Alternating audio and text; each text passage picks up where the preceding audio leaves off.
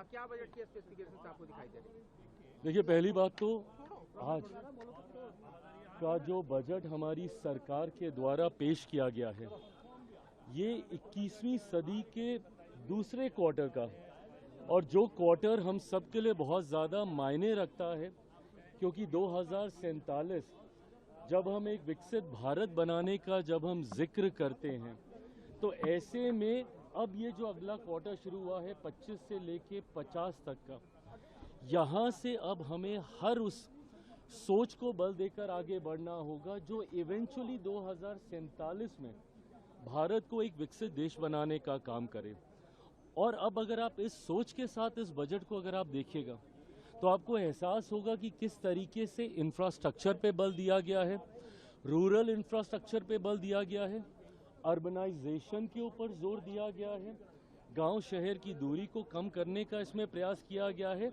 आत्मनिर्भरता पे बल दिया गया है, मैन्युफैक्चरिंग और मैन्युफैक्चरिंग सेक्टर के हर एक वर्टिकल्स में, भले वो डिफेंस में हो, वो प्रोसेसिंग में हो, वो किसी भी क्षेत्र में हो, रेयर मिनरल्स में हो, हर क्षेत्र में जिस तरीके से आत्मनिर्भरता को कुंजी बनाकर इस बजट में उस व्यवस्था को और ज़्यादा मजबूत करने का प्रयास किया गया है। युवा शक्ति को केंद्र में रखकर जितने ये सारे वर्टिकल्स एक्सपैंड होंगे, उतनी ही जॉब अपॉर्चुनिटीज़ भी क्रिएट होंगी। स्किलिंग पे बहुत ज़्यादा कंसंट्रेट पुनः किया गया है। फार्मिंग की अगर बात करें, उसमें जिस तरीके से डाइवर्सिटी को एक्नॉलेज किया गया है,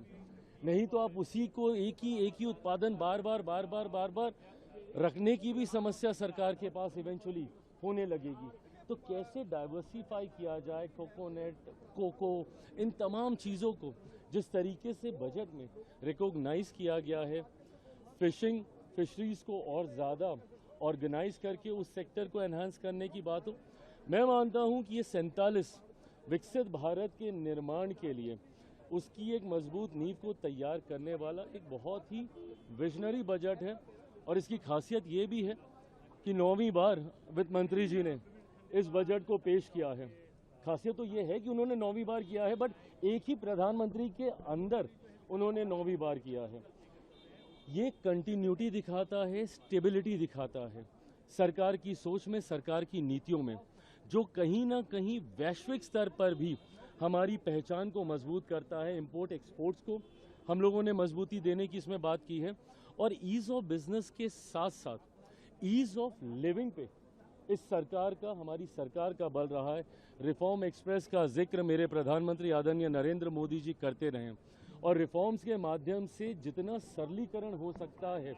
सिस्टम का, वो करने का प्रयास किया। आज के बजट में भी आप देखें, जिस तरीके से पहले के बजट और आज के बजट में समझने के लिए ज़्यादा था, चीज़ें ज़्यादा समझ में आ रही थी, पार्ट ए पार्ट बी, जिसका जिक्र मैं सुबह से कुछ न्यूज़ चैनल पे भी सुन रहा हूँ, जिस तरीके से उसको भी इक्वली बैलेंस किया गया है, ताकि सही में जो टेक्निकल पक्ष भी है उसको भी जनता तक